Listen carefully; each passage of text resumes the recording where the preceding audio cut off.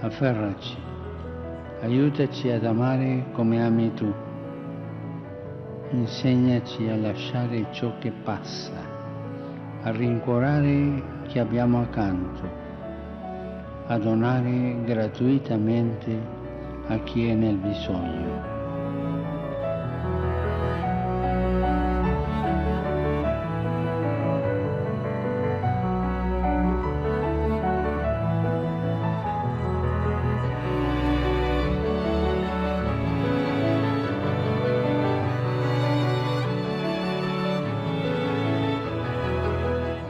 Le 20 novembre 2016, le pape François instituait la journée mondiale des pauvres au moment de la clôture du jubilé de la miséricorde. Alors l'année dernière, pour la première édition, ce sont dans les paroisses que des événements ont eu lieu. Et puis cette année, 12 diocèses du monde entier, des diocèses apôtres et des diocèses piliers, ont décidé de proposer des événements significatifs pour vivre au plus près le souhait du pape François, une église pauvre pour les plus pauvres. Alors par exemple dans les diocèses de Vienne, Québec, Santiago ou Wellington, par exemple le diocèse de Ouagadougou au Burkina Faso a proposé un déjeuner avec 3000 personnes en situation de précarité dans le palais des sports de la capitale.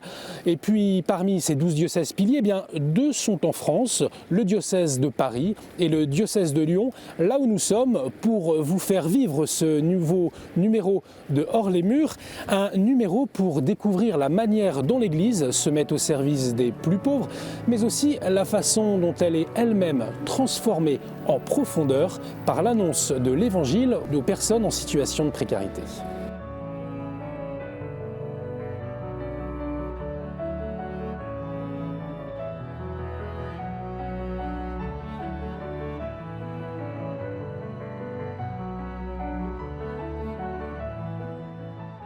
Nous sommes maintenant devant le sanctuaire Saint-Bonaventure à Lyon et c'est ici que l'un des temps forts de cette journée mondiale des pauvres va être vécu. Le diocèse, la Fondation Saint-Irénée, l'association Cœur de Lion ont proposé un repas festif concocté par un chef étoilé. José, l'un des invités, nous confiait juste avant de rentrer sa joie de partager ce temps de rencontre et puis sa joie aussi de savoir qu'au même moment, partout dans le monde, des événements similaires étaient proposés.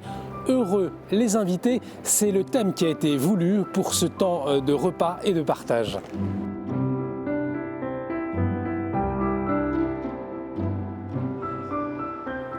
C'est un dimanche pas comme les autres pour le sanctuaire Saint-Bonaventure en plein cœur de Lyon. Aujourd'hui, il accueille près de 700 personnes dans la précarité pour un déjeuner gastronomique. Mais avant l'arrivée des convives prévus à midi, l'heure est au dernier réglage. Et une fois que cette animation sera faite, on lancera le service du dessert. Toujours pareil, tout le monde, même les référents, et là, hop. Pour que l'église se transforme en grand restaurant, une trentaine de paroisses et une dizaine d'associations lyonnaises se sont mobilisées.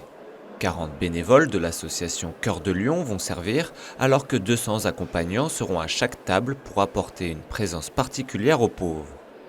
Aujourd'hui, l'idée, c'est qu'on fait tout pour eux, vraiment pour les accueillir déjà, les soigner, l'écoute attentive au cours du repas. Il y aura des petits jeux proposés, mais vraiment une attitude bienveillante, une écoute, une empathie, les accompagner et bien sûr aussi pour leur permettre de vivre un repas gastronomique. Ce repas a été préparé par le chef Christophe Geoffroy et quelques meilleurs ouvriers de France. On a tous envie de donner de l'amour aux gens qui sont dehors, de donner de l'amour aux gens qui sont en difficulté, de leur faire voir qu'on les aime et aider, apporter à l'autre du bonheur, c'est tout. Donc tous, on est restaurateurs, tous on a travaillé jusqu'à hier au soir dans nos restaurants et aujourd'hui on va passer le nôtre dimanche à aider ces gens, à leur donner un petit peu de bonheur. Il est midi lorsque les convives arrivent devant l'église Saint-Bonaventure. L'ambiance est chaleureuse, c'est parfois l'heure des retrouvailles, tous ont hâte de partager ce moment. C'est le cas de Nazia, une jeune femme tunisienne arrivée en France depuis 6 ans. Aujourd'hui, elle vit chez les Sœurs de la Charité à Lyon. À sa table, elle retrouve des vieilles connaissances et fait de nouvelles rencontres. L'occasion de discuter et de se réconforter mutuellement.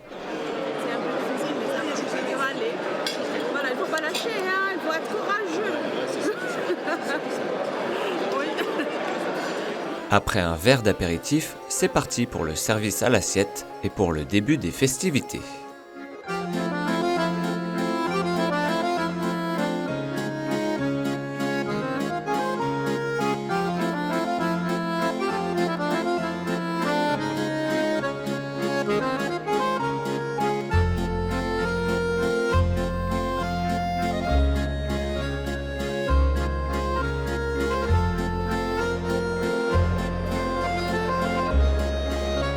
J'ai l'impression d'assister, vous savez, au banquet que le Seigneur propose dans l'Évangile. Heureux les invités, c'est ça. Le Seigneur ouvre ses portes largement et tous ceux qui veulent peuvent venir. Comme disait saint Vincent de Paul, les pauvres sont nos maîtres. Et je trouve que là, en fait, je ne sais pas qui est le plus heureux, qui sont les plus joyeux, si c'est ceux qui sont servis ou ceux qui servent. Pour moi, c'est vraiment comme une évidence. C'est vraiment quelque chose de très profond où je suis toute excitée de voir tout ce monde. Et c'est un peu comme le corps du Christ. On est tous rassemblés et ça me remplit de joie. Voilà. C'est la première fois que je viens dans cette église et on fait pas souvent ça. On a discuté, puis on a bu l'apéritif avec les amuse-gueules, comme on dit. C'est bien, un bon repas. Et on a le menu et un bon menu. Ouais. Présent durant tout le déjeuner, le cardinal Barbarin a enfilé son tablier avant de discuter à chaque table. À l'invitation de l'Évangile, il se met en position de serviteur des plus pauvres. Dites-vous qu'il y en a plein qui mangent à Santiago du Chili et qui mangent à tous les coins du monde avec vous des bonnes choses comme vous pour cette journée qui est une invitation, pas une invitation du pape, c'est une invitation du Seigneur lui-même. Une invitation du Seigneur que Nazia a reçue comme un cadeau. La religion ne nous empêche pas d'être frères et sœurs, des fraternités. On est très bien ensemble. Voilà, ils m'aiment et je les aime tous.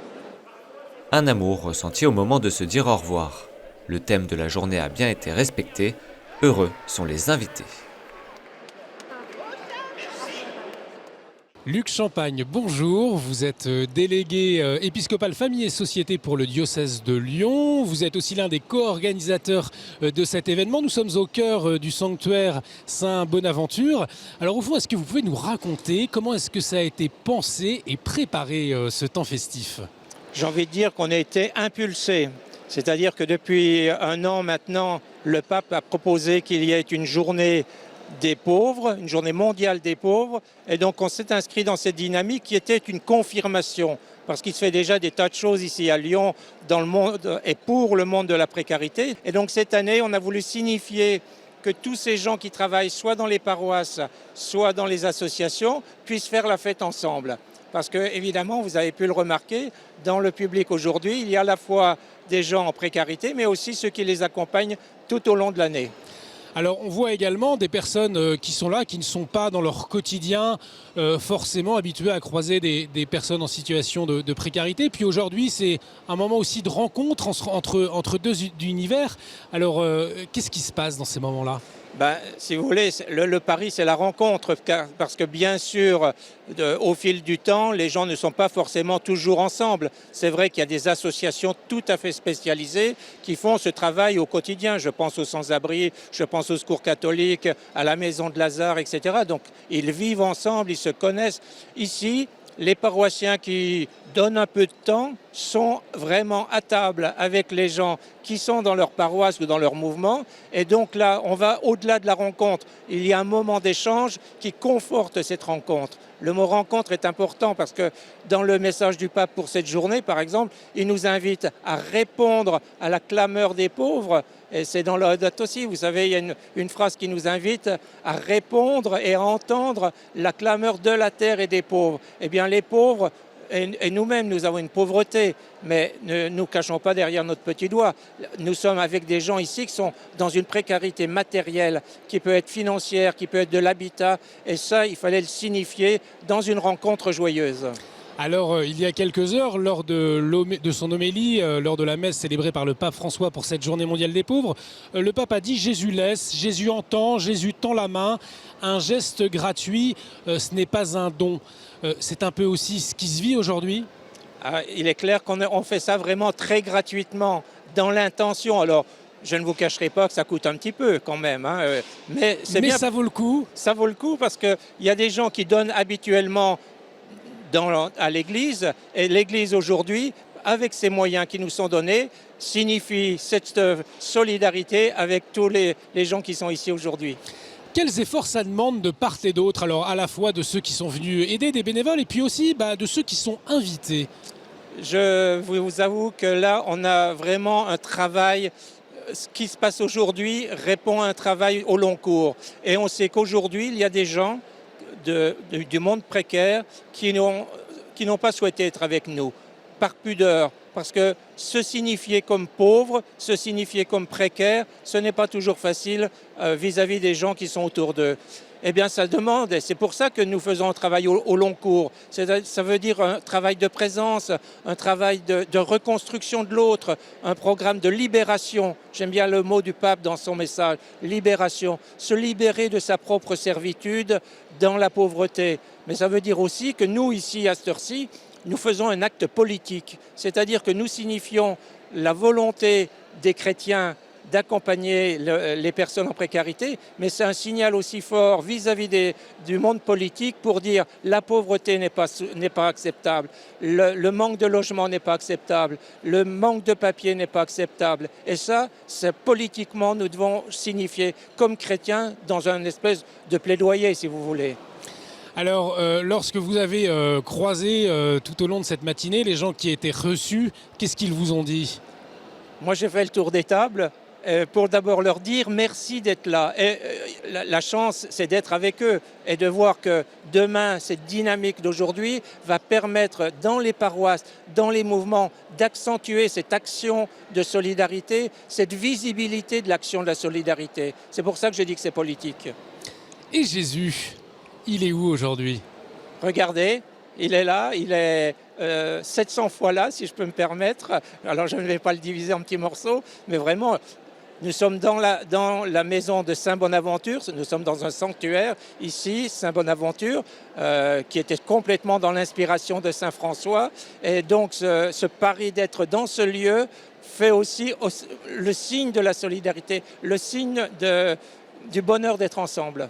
Alors vous le disiez, des événements similaires se passent partout dans le monde. Est-ce que ça touche les gens qui sont invités aujourd'hui? Oui, j'ai eu des retours. Les gens sont un peu étonnés d'abord d'être invités, premièrement. Puis quand on leur dit, ben voilà, on le fait avec d'autres ici, d'autres parce que vous ne vous rencontrez pas forcément, mais on le fait avec d'autres à travers le monde. Et il y a comme une espèce de petite excitation, je trouve ça sympathique. Alors, il n'y a pas de grand discours, mais un petit frisson qui montre que être fraternel aujourd'hui avec des gens qui sont à des milliers de kilomètres, c'est pas banal. Alors pour la suite, qu'est-ce que vous avez prévu? L'imagination est à l'œuvre. À cette heure-ci, je ne peux pas vous dire ce qu'on fera de façon globale, mais ce que je peux vous dire, c'est que c'est aujourd'hui et aussi pour mettre en route, confirmer d'une part, mais mettre en route aussi des gens qui peut-être ne sont pas encore en route pour accompagner la précarité. Merci beaucoup Luc Champagne. Alors on l'a bien entendu, cette journée est aussi là pour fêter le compagnonnage qui peut se vivre au quotidien avec les personnes de la rue. Par exemple, les paroissiens de Saint-Potin se relaient tous les samedis matins dès 6h30 pour aller distribuer des petits déjeuners. Comme tous les samedis, une dizaine de paroissiens de l'église Saint-Potin à Lyon se retrouvent à 6h du matin. Ensemble, ils préparent de quoi distribuer des petits déjeuners aux personnes qui dorment dans la rue. Un café, un thé ou un chocolat chaud pour les boissons et du pain avec du beurre pour la nourriture. De quoi réchauffer les organismes et les cœurs des personnes dans le besoin. Pouvoir rencontrer les personnes le matin, c'est les rencontrer dans un moment avec une certaine fragilité, qui me permettent de démarrer la journée autrement que tout seul, avec un café chaud. C'est leur permettre de pouvoir être salués. Une initiative parmi d'autres qui permet de pouvoir donner un peu d'amitié, un peu de chaleur humaine. Ils sont 4 pour la maraude du quartier de la Pardieu, en plein centre de Lyon. Anne, Stéphanie, Thibaut et Vincent. Ensemble, ces bénévoles arpentent les rues proches de la principale gare de la ville, là où passent des milliers de personnes la journée. Mais à 6h du matin, les rues sont vides, au premier abord. Bonjour. Café? Chocolat? Que Un chocolat. On fera après, ouais, attends. 2 chocolats et un café. 2 chocolats et un café. Ça marche. Dans cette tente, un très jeune couple vit avec son bébé jour et nuit. Ce matin, le froid est glacial. L'équipe de bénévoles prend soin à donner le nécessaire. Sous un escalier extérieur, c'est bien là qu'une famille s'abrite. Quand on est dehors, on a tendance à avoir le mental et la psychologie qui baissent rapidement.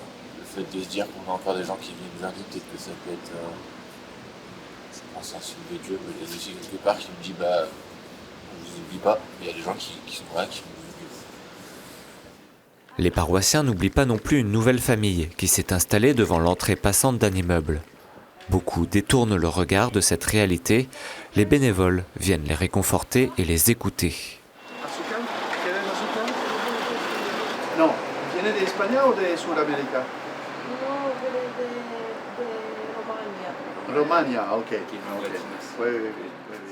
Une fois que vous engagez le dialogue avec des gens que vous ignorez habituellement, vous apercevez de la richesse qu'il y a derrière. Et le petit geste d'humilité qui consiste à dire que la personne sur laquelle je me penche pourrait être moi-même, est quelque chose qui est assez important.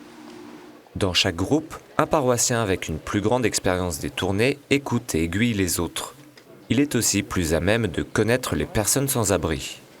On a une relation particulière avec eux et on tisse des liens au fur et à mesure qu'on fait les tournées. Semaine après semaine, c'est donc bien une relation de fidélité qui se crée. Bonne journée à vous, messieurs, dames. Merci bonne beaucoup. Journée à vous. Et merci beaucoup pour le café. Allez, bonne journée, bonne continuation. Au revoir, monsieur. Avec plaisir, au revoir. Tout au long des 8 km arpentés durant la matinée, les paroissiens donnent une oreille aux personnes les plus démunies, cachées dans un recoin. Cela leur demande d'arriver en frères ou en sœurs, en toute simplicité. Bonjour. Un petit café, un petit chocolat ou un thé? Chocolat. Chocolat? Ok. Somebody asks you, how are you, what you want, if you want drink, eating, it's somebody respect you. This is nice. Okay. And I'm not young. Yeah. Oh, you look young. You look young. 46 I have, and come on.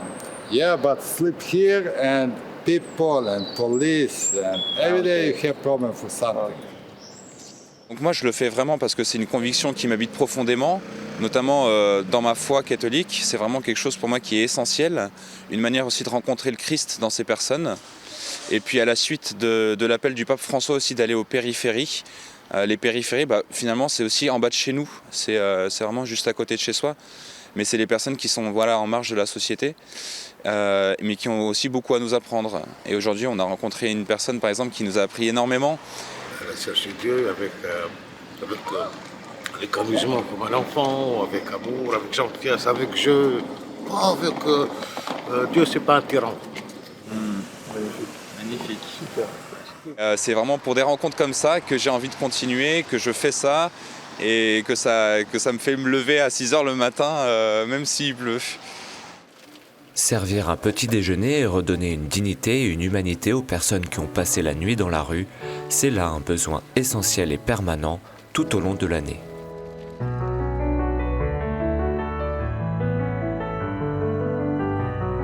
On vient de le vivre avec les paroissiens de Saint-Potin. Lorsque les chrétiens osent la rencontre, alors il se passe quelque chose. On est secoué, on s'interroge et puis on est aussi transformé. Une transformation notamment lorsque les rencontres deviennent plus fréquentes. C'est le cas d'Adizor, Liliana et Nicolas. Adizor dormait sous un pont comme celui-ci et puis il a croisé le chemin de Nicolas, un journaliste, et celui de Liliana qui travaille pour l'association Habitat et Humanisme fondée par le père Bernard Devers à Lyon. Et depuis, ils se voient régulièrement, ils ont cheminé ensemble et c'est cette histoire que je vous propose de découvrir maintenant. L'histoire de sa nouvelle vie commence ici, sous ce pont à Lyon. Nous sommes en 2013. Alors âgé de 59 ans, Adissor est à la rue depuis 1 an lorsqu'il croise la route de Nicolas Ballet. Ce journaliste au progrès passe souvent par ici. Il a vu en ce sans-abri un personnage chaleureux, souriant et à la fois discret. Adissor offrait par exemple une fleur ou des bonbons à qui lui donnait de l'argent ou à manger. Ce Roumain d'origine s'était installé son petit chez lui ici. Adissor vivait ici sous un pont ferroviaire, il était à l'abri. Il y avait bien sûr le bruit alors des bus ou des trains qui passaient, mais il y avait installé donc un canapé et à côté il y avait une petite table de nuit, il y avait ces sacs dans lesquels il rangeait ses vêtements et tout était extrêmement propre. J'ai l'image d'Adissor, je ne connaissais pas encore son prénom à l'époque, mais quand je passais je le voyais qui balayait à côté et je me dis c'est incroyable de voir quelqu'un comme ça qui dort à la rue, mais pourquoi il entretient en plus son truc, qu'est-ce qu'il y a derrière cette histoire, voilà. Une série d'articles paraît en quelques mois sur ce personnage de la rue, de son portrait à un fait divers mentionnant une violente agression qu'il a subie sous ce pont.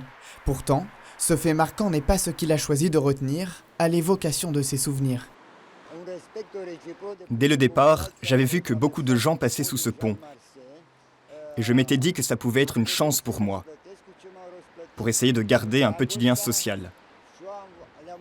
Et avec le recul, je me dis qu'au-delà du froid et des nombreuses galères que j'ai vécues ici, ce pont a été une ouverture pour ma vie. La rencontre avec Nicolas a été un tournant. Grâce à la diffusion de mon histoire dans la presse, j'ai connu des gens que je n'aurais sans doute jamais connus. L'autre tournant viendra du père Devers. Touché par l'histoire de cet homme, le fondateur d'Habitat et Humanisme réussira à lui trouver un logement puis un travail. Et il a ce souci en fait de toujours aider. Sans doute parce qu'il a connu aussi cette souffrance en fait d'être laissé de côté. Et en fait, au lieu de s'inscrire dans une relation qui serait une relation en fait de rejet des autres et de se mettre à l'écart, eh bien, il est pas en situation de retrait. Il avance vers les autres et avec ce qu'il a, et à partir de ce qu'il est, il ouvre bien des perspectives, bien des chemins. C'est aussi à cette chapelle qu'Adissor a rencontré l'une de ses compatriotes, Liliana, qu'il considère désormais comme sa sœur, et avec qui il va souvent prier.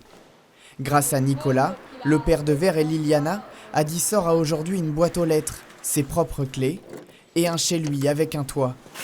Dans sa petite chambre, il garde précieusement les pages des articles de Nicolas, comme pour se souvenir d'où il vient. Liliana, sa grande amie et interprète, vient toujours souvent lui rendre visite. Quand on s'est ouvert à lui et lui à nous. Et comme il a pas réellement trouvé beaucoup de monde qui peut s'occuper de lui en tant qu'interprète, je sais qu'il a encore des problèmes administratifs et des difficultés d'intégration. Et je me suis promis à moi-même, comme à Dieu, que je resterai à ses côtés tant qu'il faut. Bien loin de l'agitation des trains, voitures, camions qu'il a connus sous le pont, c'est là que travaille principalement Adissor, dans la nature. Depuis 5 ans ici, j'ai l'impression de recevoir bien plus que je ne donne. Et j'essaye de me donner énormément. J'essaye de me perfectionner en tant qu'autodidacte dans ce travail de paysagiste que je n'ai jamais fait de façon professionnelle.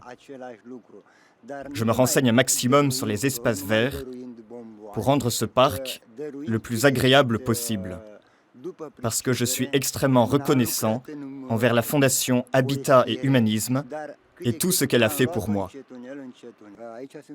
Je suis tellement heureux de travailler là. J'aimerais d'ailleurs faire beaucoup plus pour ce joli lieu que ce que je ne fais actuellement. Son logement, un travail, des amis, outre une part de sa dignité, c'est aussi et surtout le bonheur et la liberté qu'Adissor a retrouvé.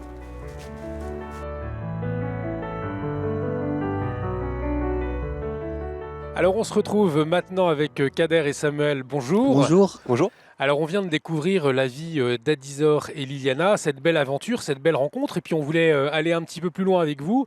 Vous êtes tous les deux colocataires dans une maison Lazare, c'est une colocation solidaire. Alors peut-être pour commencer, est-ce que vous pouvez nous raconter comment est-ce que vous vous êtes rencontrés tous les deux? Alors ça a commencé en fait à vendredi, quand Kader est arrivé en fait à Lazare pour la première fois. Et en fait, il avait toutes ses affaires dans son squat, là où il dormait en fait les jours précédents. Et en fait, il m'a demandé si on pouvait aller chercher toutes ses affaires dans son squat. Le problème, c'est qu'on ne pouvait pas y accéder avant 1h du matin, parce qu'il y avait le propriétaire qui y habite en fait. Donc on s'est déplacé au milieu de la nuit pour aller récupérer ses affaires, pour qu'il puisse aménager avec toutes ses affaires le lendemain correctement. Et donc c'était la première occasion de discuter avec Kader. Vous étiez dans quel état d'esprit à ce moment-là, Kader? J'étais un peu perdu, on va dire. Parce que pour moi, c'était un nouveau départ. Donc, je ne savais pas où était ma place. Donc, Lazare, ça m'a permis de me poser, de me reposer un peu et de remonter. Donc, j'ai eu un passé difficile. J'ai travaillé. Après, j'ai perdu mon boulot. Je me suis embrouillé avec mon patron. Après, j'étais incarcéré pendant 15 ans. Donc, 15 ans, c'est dur et long, comme on dit. Après, j'ai fait 18 mois de rue, donc vers Saint-Priest. Et j'avais un ami qui était à Lazare, qui m'avait parlé de Lazare, et qui m'a dit que le vendredi, il y avait des repas partagés. Donc j'y suis allé, et c'est là que j'ai rencontré un ancien responsable de Lazare, donc lui Alexandre. Et j'ai discuté avec lui, je lui ai parlé de mon parcours, je lui ai dit que la rue, j'en avais marre. Donc il m'a dit de passer plusieurs fois le vendredi, sur ce que j'ai fait. Et là, ça fait 11 mois que j'y suis. Et maintenant, j'ai un projet, ça fait plus de 17 ans que je l'ai, c'est d'ouvrir un restaurant associatif pour les gens qui sont démunis, des familles. Donc voilà. Alors, en fait, Lazare, c'est une grande famille, parce que je ne pensais pas pouvoir parler avec ces gens-là, qui sont catholiques, un peu bourgeois. Et ça m'a fait beaucoup réfléchir, et c'est une grande famille pour moi. Quand on vous voit, Kader, on n'a pas l'impression que vous avez eu à surmonter toutes ces galères. Vous avez le sourire aujourd'hui. En quoi Samuel vous a aidé à surmonter justement ces moments difficiles? Avec ces petits conseils des fois qu'il me donnait. Donc, par exemple c'était quoi? Profite, non? C'est ça? Je crois que tu m'avais dit un jour. Ouais, prends le temps, de réfléchir à ce que tu veux faire, des choses comme ça. Voilà. Donc pour moi, c'est un grand frère, on va dire, maintenant. Ouais. C'est comme un grand frère. Et vous, Samuel, si c'est comme un grand frère, c'est comme un petit frère aussi, Kader? Comme un frère. Enfin, il n'y a pas de petit ou grand frère. C'est une relation comme une autre. Et j'ai beaucoup appris en écoutant Kader, en écoutant tout ce qu'il a vécu. Et ça nous remet en question sur beaucoup de choses, sur nos croyances, sur ce qu'on peut s'imaginer du monde de la rue ou de la galère. Et Jacques, c'est d'abord beaucoup d'écoute. Enfin, ouais. Écouter les uns et les autres. Et dans votre vie de tous les jours, Samuel, comment est-ce que Kader vous a transformé? Kader, c'est son dynamisme. Il est toujours au taquet pour préparer les repas. Alors tous les vendredis, on a un repas partagé avec tous les gens peuvent venir qui sont proches de l'association. Et Kader est toujours là, 1 heure à l'avance. Il met la table pour tout le monde. Il prépare le repas et il met l'ambiance. Et ça, c'est juste impressionnant, quoi. Quand on sait ce qu'il a vécu et l'ambiance qu'il met, le bon esprit, la joie qu'il apporte, c'est juste génial, quoi. Et vous, Kader, qu'est-ce qui vous apporte, Samuel? Samuel, on va dire comme un peu de réconfort, d'écoute, de sagesse. Donc, pour ça que je l'apprécie super bien. Donc tous les deux, finalement, en vous rencontrant, votre regard sur la vie a changé? Oh oui, moi oui. Ouais, carrément, ouais. Moi, c'est par rapport, on va dire, catholique, bourgeois, parce que j'avais un peu de haine contre eux, parce que en vivant à la rue, quand tu demandais un peu d'argent ou à quelqu'un qui était riche, qui était limite à te cracher dessus, c'est vrai que ça me mettait la haine. Donc d'avoir rencontré des gens comme ça, c'est formidable. En fait, je trouve que tant qu'on n'a pas vécu, de l'intérieur de certaines choses, extérieurement, on ne se rend pas compte de ce que peuvent vivre certaines personnes. Et en fait, c'est vraiment en vivant avec ces personnes, en étant auprès d'elles tous les jours, que je me suis rendu compte qu'il y avait des expériences de vie totalement différentes. Et via toutes les rencontres que j'ai pu faire, notamment Kader, ça m'a transformé en fait, en me disant mais ah ouais, en fait il y a des gens dans la rue, c'est pas forcément un cliché ou un stéréotype. Surtout parce que nous, les gens de la rue, excuse-moi. Vas-y. Parce que nous, les gens de la rue, on est plus connus parce qu'il y en a qui boivent, qui se droguent, qui pissent de partout, qui chient un peu de partout, comme on dit. Et on est très mal vus. Et c'est ça que je veux faire changer cette image-là. faire voir que non, on n'est pas des alcoolos, on n'est pas des drogués, on pisse pas n'importe où, on chie pas n'importe où, on est respectueux des endroits où on vit. Vous parliez de tout à l'heure de ce que vous pensiez qu'étaient les catholiques. Est-ce que tous les deux, ça vous arrive de parler de l'évangile, de parler de Jésus et pourquoi pas de prier ensemble? Oui, bon, moi de ma part, en fait, il y a les laudes quand Lazare fait le matin. C'est vrai que je suis, on va dire, presque jamais présent. Ah, t'es déjà venu? Oui, mais t'es déjà venu une fois ou deux? Il y a quelques semaines, je crois. Non ouais. Il y a quelques semaines. Mais bon, ouais, je me dis une fois par mois, un truc comme ça à peu près. Et ça change quelque chose? Vous avez découvert quelque chose? Oui, parce que je connaissais pas ce monde-là. Et je suis parti aussi voir le film de Pape François est un homme de parole. 3 fois. 3 fois d'affilée. Parce que je trouve que il a un message à faire passer au monde, que ce soit riche et pauvre. Donc c'est un film à aller voir pour ceux qui veulent le voir une fois dans leur vie, quoi. Et voilà. Samuel, la rencontre avec Kader, elle a changé votre façon de vivre votre foi?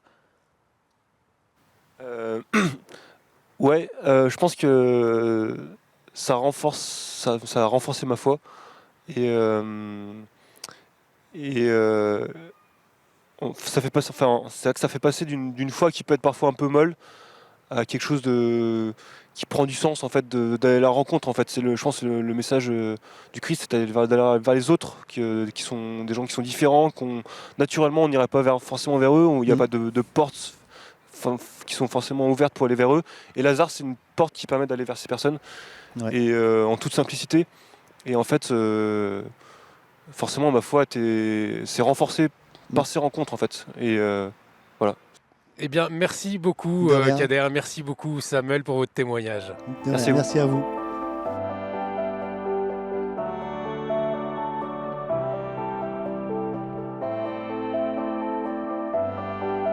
Partout dans le monde, cette journée mondiale des pauvres est l'occasion de prendre conscience que lorsque l'on ose la rencontre, eh bien, il se passe quelque chose. Le pape a également demandé à ce que les plus pauvres d'entre nous soient au premier rang dans les églises. Alors, comment l'Église accueille-t-elle les plus pauvres en son sein? Comment est-ce qu'elle prie avec eux? À Saint-Eustache, à Paris, Monseigneur Michel Aupetit a présidé une messe où les plus pauvres ont participé à la liturgie. On regarde. Derrière ce lutrin, Gérard. Il est SDF et il connaît la galère. Ce dimanche, il a tenu à être présent pour la Journée mondiale des pauvres à Saint-Eustache. C'est lui qui lisait la première lecture. Et j'étais content. Pour les pauvres, dont je fais partie. Et ils sont généreux quand même, hein, envers nous. Hein. Ils nous demandent de nouvelles, si on est en bonne santé. Et grâce à l'évêque qui a prêché, là, il est un homme remarquable. Pour moi, c'était un saint. Ce matin-là, les pauvres tenaient les premières places dans l'église, mais aussi les premières places de la liturgie. Beaucoup d'entre nous ont connu ou connaissent encore la précarité. Nous voulons une vie meilleure pour être heureux. Des associations nous aident à ne pas abandonner. Une place que Stéphane, servant de messe, estime nécessaire. S'il n'y a pas de pauvres, s'il n'y a que des riches, on peut vivre mal. Il faut des pauvres, il faut un juste milieu.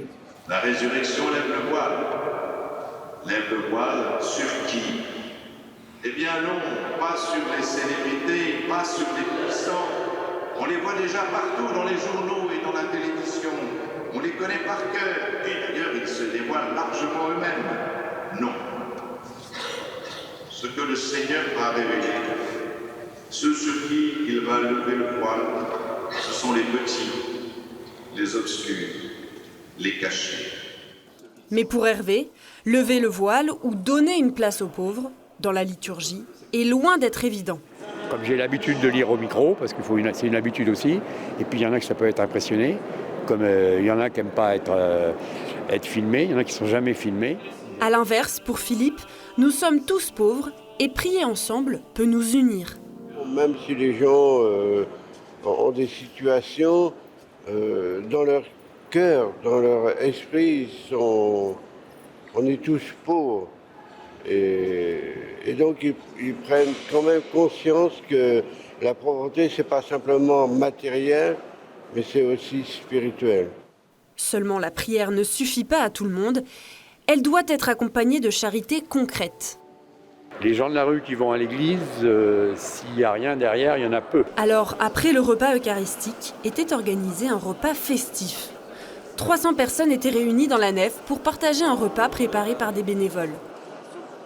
Plutôt que de bâtir des murs pour nous séparer les uns des autres, au contraire, construire des ponts. Je pense que c'est vraiment important aujourd'hui de construire des ponts, et avec ceux qui ont besoin. Et donc, une manière de construire des ponts, c'est d'inviter nos amis pauvres qu'on voit tous les jours, de les inviter à table, dans une église, et c'est le sacrement du frère, c'est-à-dire après l'Eucharistie qui est le sacrement de l'autel, on propose le sacrement du frère qui est de manger ensemble, à table, dans une église. Il me semble que ça, c'est une très belle image, une très belle icône du vivre ensemble aujourd'hui. Au milieu des convives, l'archevêque de Paris. Pour lui, nous sommes tous pauvres, d'une manière ou d'une autre. Ah, il y a toutes sortes de pauvreté. Il y a la pauvreté d'esprit, il y a la pauvreté... Mais aujourd'hui, c'est quand même dédié pour ceux qui sont dans la précarité, la vulnérabilité. Parce que c'est quand même cela. J'avais faim, dit Jésus, j'avais soif, j'étais nu, j'étais un étranger. Donc, il s'agit quand même bien d'une misère effective. Après, il y a une autre pauvreté qui est l'humilité du cœur que nous devons cultiver pour pouvoir entrer en relation avec Dieu. Parce que sinon, c'est l'orgueil, et l'orgueil nous empêche d'entrer en relation non seulement avec Dieu, mais avec les autres. Après le repas, un concert de jazz manouche s'est donné dans la nef. Tous semblent avoir trouvé leur place. Certains se sont même laissés tenter par une petite danse. Charles Gazeau, bonjour. Vous êtes diacre, délégué épiscopal pour la solidarité du diocèse de Paris. Et c'est vous, avec votre équipe, qui avez organisé ce temps fort de prière, cette messe que nous venons de vivre. Quand on met des personnes blessées au premier rang, qui lisent la parole de Dieu, est-ce que on se donne pas un petit peu bonne conscience, ou est-ce que c'est tout à fait autre chose? Non, on se donne pas bonne conscience. On se donne pas bonne conscience. Si on se donnerait bonne conscience si c'était un jour dans l'année au moment de la journée mondiale des pauvres, et puis qu'après on balance ça et on l'oublie. Mais si effectivement de façon régulière, pas tous les dimanches, mais on laisse cette place aux personnes pour lire les textes, pour préparer la prière universelle, pour la lire la prière universelle, pour être servant éventuellement. Voilà, faut que cette habitude elle se prenne petit à petit dans nos assemblées pour que les personnes tout simplement prennent leur place. Et c'est ce que le Seigneur nous demande. Quand le Seigneur il dit, quand Saint Jacques nous dit, ceux qui sont au fond de l'église, voilà, les pauvres ils sont au fond de l'église, les riches en belle robe et en belle tenue sont au premier rang. Ben voilà, il faut inverser la vapeur, il faut savoir dire à ceux qui sont au fond de l'église, venez, approchez-vous, et vous êtes non seulement les bienvenus, mais les préférés du Seigneur. Alors en quoi est-ce que la présence des plus pauvres transforme la prière dans l'Assemblée ? Parce que ça décentre l'Assemblée de ce qu'elle serait par elle-même à travers un espèce de confort spirituel, un confort social peut-être. Et le fait que le pauvre soit présent dans cette Assemblée, c'est un autre regard que l'on porte sur les hommes et sur notre humanité. Et je dirais peut-être même l'incarnation, parce que le Seigneur est vraiment présent dans les pauvres. Ça, pour moi, c'est une certitude. Et quand les pauvres, Sant'Egidio nous le dit, mais le pape nous le dit aussi dans sa lettre, les pauvres nous évangélisent. C'est quand on a ce regard et quand on a cette attention aux pauvres, on est transformé. Donc c'est pour ça que les pauvres dans une assemblée, si on leur donne leur place, si on leur permet d'être là, à leur place tout simplement, pas en avant, pas de manière démonstrative, pas de manière spécialement visible, mais une présence vraiment réelle dans l'Assemblée, ça change beaucoup de choses. Alors justement, pourquoi le Seigneur, il aime tant ces personnes qui sont au fond de l'Église, qui se cachent, qui sont blessées, cabossées par la vie ? Comme le pape nous a invités à vivre cette journée mondiale des pauvres sur le thème « Un pauvre crie, le Seigneur entend ». C'est vrai ça d'ailleurs ? Mais c'est vrai, parce que alors on pense tout de suite aux pauvres, qui voilà, on risque de stigmatiser des gens. Mais quand le Seigneur nous dit ça, quand le psalmiste nous dit ça, c'est qu'il sait que le Seigneur va interpeller chacun d'entre nous dans nos ombres de pauvreté, dans nos zones grises, dans nos zones un petit peu obscures, et qu'on soit riche ou en situation sociale difficile, on a ce cri vers le Seigneur pour dire Seigneur, voilà, je suis pauvre, viens. Et quand on adresse cela au Seigneur, le Seigneur entend toujours et vient nous combler de quelque chose d'incroyable. Enfin voilà, de son amour, de sa miséricorde. D'ailleurs, la miséricorde, c'est ce qui a été l'étincelle de départ de ces Journées mondiales des pauvres. Donc voilà, tout homme, toute femme peut pousser ce cri vers le Seigneur et le Seigneur l'entendra. Et plus particulièrement ceux qui sont en situation difficile parce que ils sont dans une galère pas possible, ils vivent des moments pas possibles, des situations familiales ou humaines pas possibles. Et le Seigneur, c'est sûr, il les entend. Ils sont précieux pour la communauté chrétienne. Oui, forcément, parce que on est trop dans notre cocon, là on se fait plaisir, etc. Voilà, les pauvres, ils viennent nous déranger, ils viennent nous dire quelque chose du Seigneur. Et moi, dans ma vie de diacre, dans ma vie de service auprès des plus démunis, etc., combien j'ai eu ça m'a transformé. Et je dis volontiers que toute rencontre, alors j'ai trois thèmes, je peux peut-être... Allez-y. Le premier thème, c'est que tout ce que nous entreprenons, vis-à-vis certainement des plus pauvres, c'est un chemin de foi. La deuxième, c'est que tout ce que nous entreprenons, il faut penser que c'est pour annoncer l'amour de Dieu à tous les hommes sans exception. Et ça, c'est chemin de mission. Et puis le dernier, c'est que toute rencontre, qu'elle soit personnelle ou collective, nous change, nous transforme. Et ça, c'est chemin de conversion. Et donc, cette rencontre avec le pauvre nous convertit. Moi, j'ai été complètement converti. Je ne vais pas tout raconter, mais par des échanges, des contacts, des prières ensemble, des cœurs à cœur ensemble, j'ai rencontré le Seigneur. Et quand on rencontre le Seigneur dans ces moments-là, c'est une flamme, quoi. C'est du bonheur, c'est tout ce qu'on veut. Voilà. Et ça, c'est très chouette, quoi.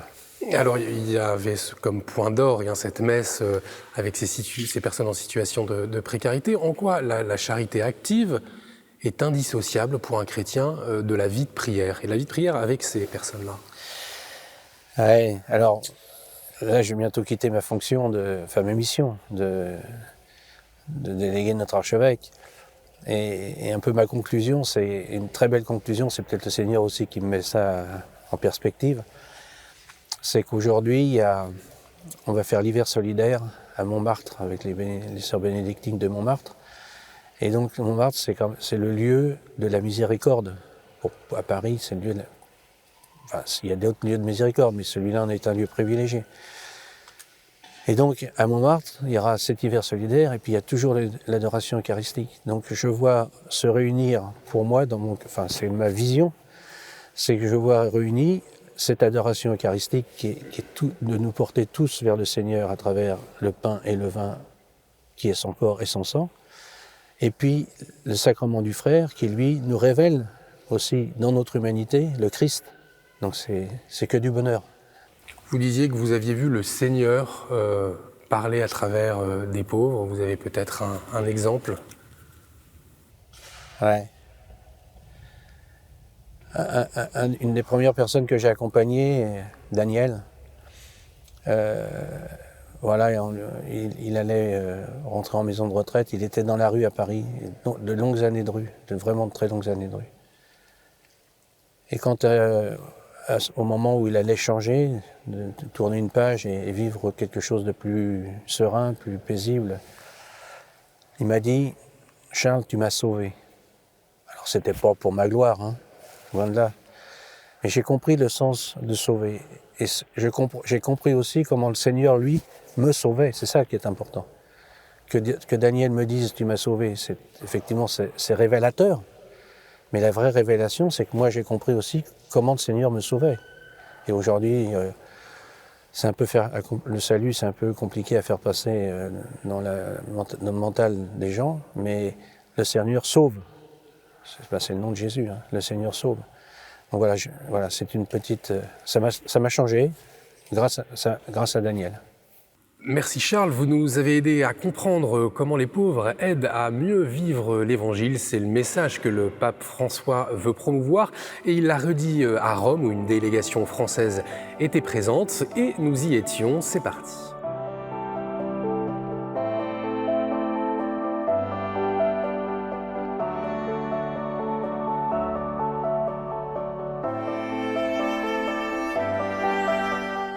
Ce 18 novembre, c'était une messe pas tout à fait comme les autres que présidait le Saint-Père à la basilique Saint-Pierre. À l'occasion de la Journée mondiale des pauvres, 6000 personnes y étaient présentes, dont Alexandre, qui a pu lire une intention de prière en français. Ô Père, donne au pape François et à tous les évêques la même assurance évangélique que l'apôtre Pierre, pour enseigner ceux qui ne te connaissent pas et exhorter les pécheurs. J'ai été baptisé à l'âge de 37 ans, j'ai pas reçu aucune éducation dans la foi. J'ai fait plein d'erreurs et Jésus est venu me chercher pour me tirer de là. J'ai fait mon devoir, celui de prier pour le pape. Il faut prier les uns pour les autres. Il faut prier pour ceux qui ont des responsabilités dans l'Église et dans le monde politique et il faut prier entre nous. Il faut instaurer un climat de fraternité entre nous, Français et citoyens du monde entier. À l'issue de la messe, le pape a prononcé l'Angélus devant les fidèles place Saint-Pierre. Amen. Questa giornata che coinvolge sempre più parrocchie, associazioni e movimenti ecclesiali vuole essere un segno di speranza e uno stimolo a diventare strumenti di misericordia nel tessuto sociale. Buon pranzo e arrivederci. Accueilli en musique et au son des applaudissements de toute la salle Paul VI, le pape a ensuite déjeuné avec 1500 personnes, des pauvres et des bénévoles d'associations qui les accompagnent. Cela est une chose historique, je dois dire, avoir 1500 personnes qui sont autour de la table du Saint-Père, c'est une occasion, mais il faut penser aussi à tous les autres qui aujourd'hui n'étaient pas autour de la table. Et quand le pape a quitté la table, il a dit « Maintenant le pape va partir et la fête va commencer ». Et j'ai trouvé que cette phrase était bien sûr une blague et à la fois je me suis dit « on n'a vraiment pas envie de ça, on a envie que le pape François il reste longtemps parce que c'est vraiment le pape des pauvres. » Et que c'est un bel exemple pour toute l'Église qui nous réveille, qui nous stimule. Et justement, tant qu'il est là, au contraire, c'est maintenant que c'est la fête. Parce que c'est le pape qui nous a rendu vraiment ce soin, cette attention aux plus petits. Il en donne l'exemple chaque année avec ce repas, mais dans bien d'autres occasions. Il y a plein de moments où il est au cœur des personnes, il est attentif à chacun. Et c'est ça qu'on voudrait qu'il continue longtemps. Au cours de cette journée, les membres de la délégation française de Fratello ont eu la chance de rencontrer personnellement le pape François. Des moments qui resteront gravés dans les mémoires. Très ému, même plus que très ému. La larme est venue à mon œil. Je me suis trouvé devant le pape, je ne savais plus quoi dire, c'est Pierre qui m'a remplacé, parce que j'étais trop ému. Mais j'ai quand même serré la main, et ça fait plaisir. J'en tremblais, et parce que c'est une personne que j'admire, c'est comme Jean-Paul II, c'est comme Mère Teresa, c'est comme Sœur Emmanuel, c'est l'abbé Pierre, c'est vraiment un pape qui a fait pour les pauvres gens. Une journée consacrée à la pauvreté qui a beaucoup rassemblé au Vatican et dans le monde entier et que tous souhaitent voir perdurer dans les prochaines années. Le pape est enthousiaste. D'abord, moi, la première chose qui me marque, c'est à la fois qu'il est très paisible et il est dans la joie. La paix et la joie, c'est vraiment ce qui marque chacune de nos rencontres. Et oui, je crois qu'il est très intéressé par ce projet-là. Un événement promis à un bel avenir, donc, qui doit être, selon le vœu du pape, un signe concret de la charité du Christ pour ceux qui sont le plus dans le besoin.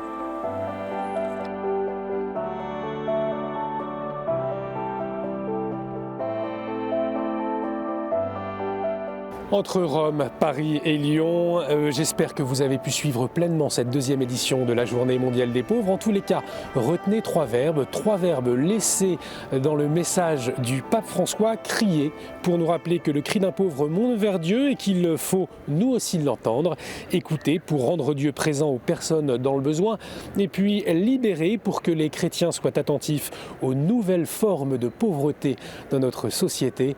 Merci à tous ceux qui nous ont permis de réaliser cette émission. Le diocèse de Lyon, la Fondation Saint-Irénée, la paroisse Saint-Potin, Habitat et Humanisme, le diocèse de Paris, Saint-Eustache, Fratello et bien d'autres encore. Merci à toutes les équipes de KTO qui nous ont permis de réaliser cette émission. Merci à vous de nous avoir suivis. Vous pouvez revoir cette Hors les murs sur notre site internet www.ktotv.com. On se retrouve très vite sur KTO bien sûr.